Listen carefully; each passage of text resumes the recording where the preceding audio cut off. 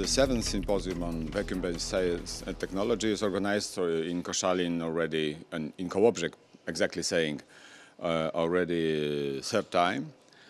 But symposia started many years ago. The first one was organized in 2005 in Krakow.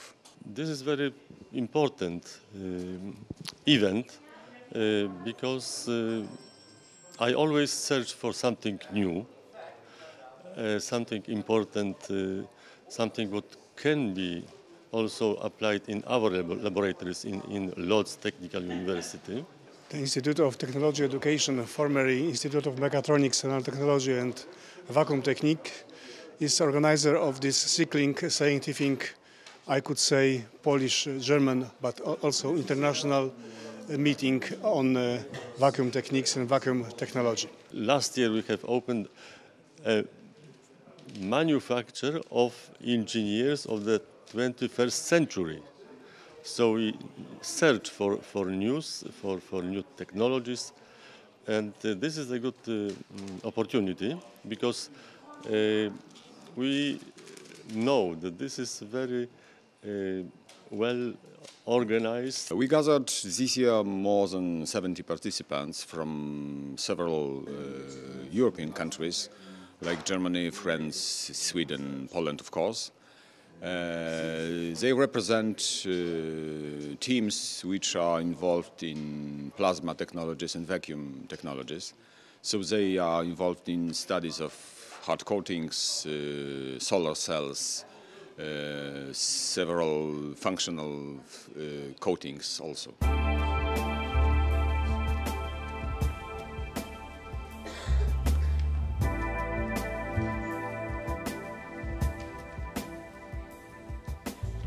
It's my pleasure to welcome Professor Michał Kopnarski, President of German Vacuum Society. It's my pleasure to welcome President of Polish Vacuum Society, Professor Leszek Markowski. Good morning. It's my pleasure also to welcome representative of the main organizer of the symposium, Professor Tomasz Czyżyński, Director of the Institute of Technology and Education. First of all, I would like, as a president of Polish Vacuum Society, to give a special thanks to Professor Lubiński and his co-workers for their efforts, not first, and I hope not last one, for their hard works in the organization of this international conference. We'll now start the regular session, and the first presentation, the first invited lecture today will be given by Professor Christian Mitterer from Montana University in Leoben. The title of the lecture is Interface and Stress Design of Hard Coatings.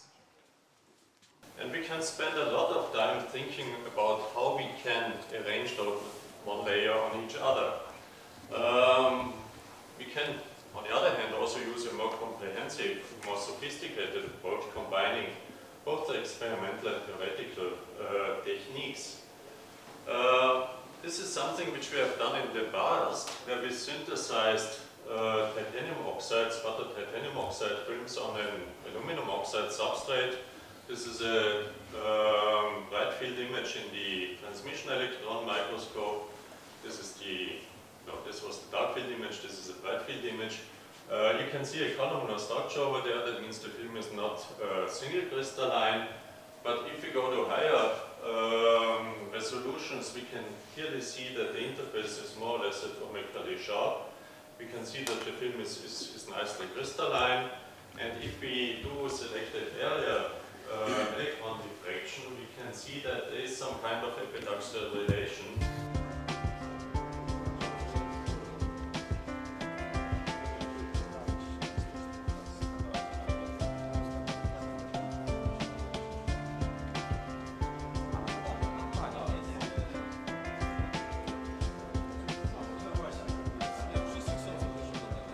The conference is divided to several sessions. They are not thematically precisely divided because scope of thematic scope is relatively broad. So it's the reason why we did not decide to divide it into particular subjects. But as I said, we will have presentations starting from hard coatings, properties, structures of hard coatings, up to solar cells and other surface modifications of tools, of sensors, and so on. Already 7th conference, organized each year together with German Vacuum Society, Polish Vacuum Society, and this year with Society of Vacuum Coaters for the first time. So this is a world representation.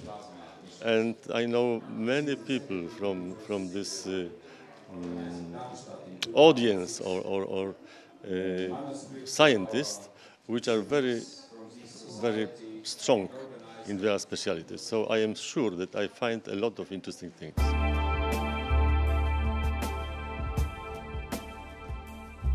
don't have to introduce you some polymers, but why should one think about using polymers in mechanical application in conveying systems, for example, which is our main application, while we have so many disadvantages like low toughness, high mechanical wear, low melting point.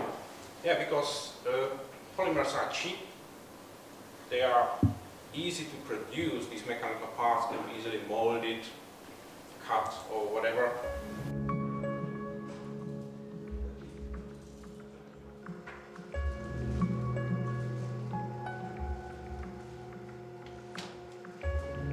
We invited several companies, as I said, to present products during the conference. So we have Kurt Lesker company, we have Edwards, we have VAT, we have Tepro, of course, our local, very important company active in vacuum. So we have the main players of this market here with us. They have a chance to show what they do, what they propose, what they sell.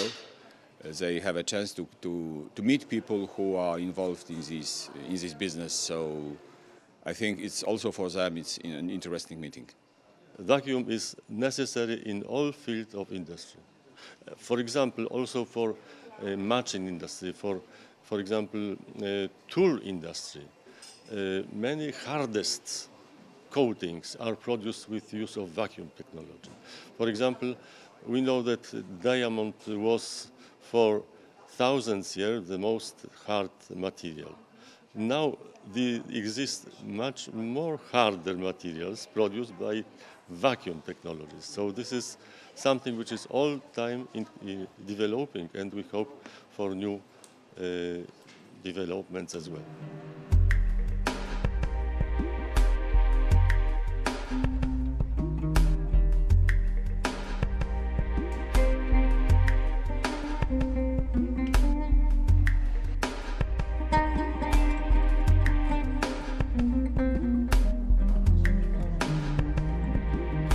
Now, you saw a picture from Christian Mitterer that it was actually crystalline, nanocrystalline chromium carbides. And that's possible to get if we, for example, increase the energy of incoming particles. And that has been shown by Sven Ulrich in his group in Karlsruhe. We hope that we also will continue this tradition as an institute in this new ranking of Ministerium of Science and Higher Education. Our institute has obtained the highest category, the category of financing our scientific research. So I hope with this money we will accelerate, we will build new laboratories, we will new stands, we'll have new PhD students, and we will continue this what we started many years ago. And I'd like very much to thank Witold and his team for the great job they did. It's not always a self-runner, and I know that it took a lot of work that this symposium became possible. Dziękuję, Witold.